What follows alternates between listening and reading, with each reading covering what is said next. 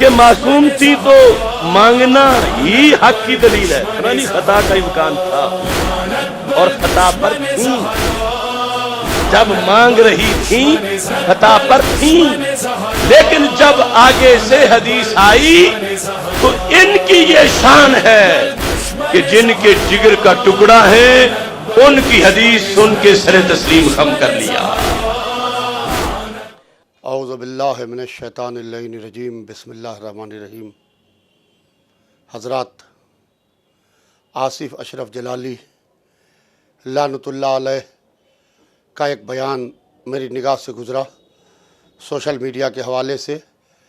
کہ وہ جناب فاطمہ زہرا سلام اللہ علیہا کو فدق کے مسئلے کے اوپر غلط ٹھہرا رہا ہے۔ سوال یہ ہے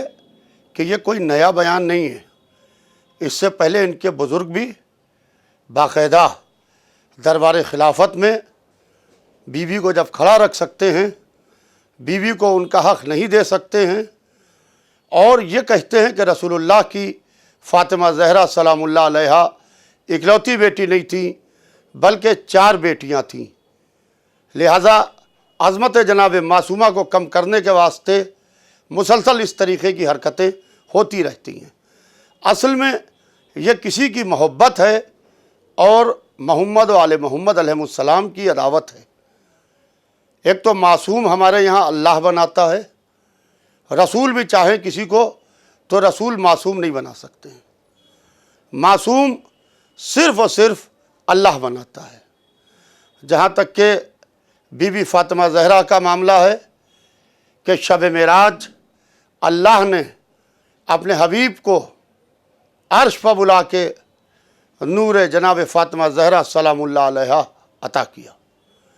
یہ جاہل لوگ جو صرف عداوت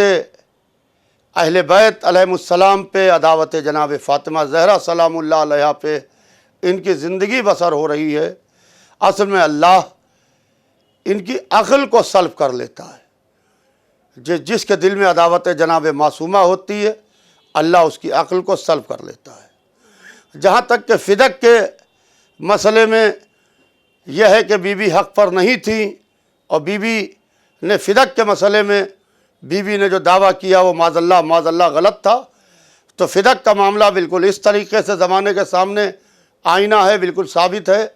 کہ جیسے دن کے 12 بجے آفتاب چمک رہا ہو، سورج چمک رہا ہو، آپ آنکھیں بند کر کے کہیے کہ اندھیرا ہے اور ہمیں دکھائی نہیں دے رہا ہے، تو آپ کی آنکھوں کا قصور ہے، آپ اندھے ہیں۔ جس طریقے سے دن کے 12 بجے سورج چمک رہا ہے بالکل اسی طریقے سے بی بی حق پر ہیں۔ جہاں تک کہ یہ ہے کہ دربار خلافت میں ایک غلط حدیث پیش کی گئی کہ ہم گروہ انبیاء نہ وارث ہوتے ہیں نہ وارث بناتے ہیں، اور یہ حدیث رسول اللہ کی طرف منسوب کی گئی، جس کے جواب میں بی بی نے 2 قرآن پاک کی آیتیں پڑھیں۔ پہلی آیت جناب سلیمان جناب داؤد کے وارث ہوئے، بی بی نے آیت پڑھی کہ جناب سلیمان جناب داؤد کے وارث ہوئے، اس کا کوئی جواب نہیں تھا دربار خلافت میں۔ پھر بی بی نے دوسری آیت پیش کی کہ جناب زکریا کی دعا اللہ کی سرکار میں کہ مجھے ایک بیٹا عطا کر جو میرا بھی وارث ہو اور آل یعقوب کا بھی وارث ہو۔ تو کیا اس کے بعد بھی یہ بات کہی جائے گی کہ معاذ اللہ بی بی حق پر نہیں تھی؟ لہذا میں اپنے تمام ان سننے والوں سے جو سوشل میڈیا پر ذاکر آصف اشرف جلالی کا جو بیان دیکھ رہے ہیں، باقاعدہ اس کے اوپر کوئی توجہ دینے کی ضرورت نہیں ہے، جتنا ہو سکے اس کے اوپر لعنت کریں، اس لیے کہ معصومہ حق پر تھی اور انہوں نے دربار خلافت میں جا کے اپنا دعویٰ کر کے ظالم و جابر خلافت کے چہرے سے اسلامی نقاب کو نوچا ہے تاکہ پتہ چلے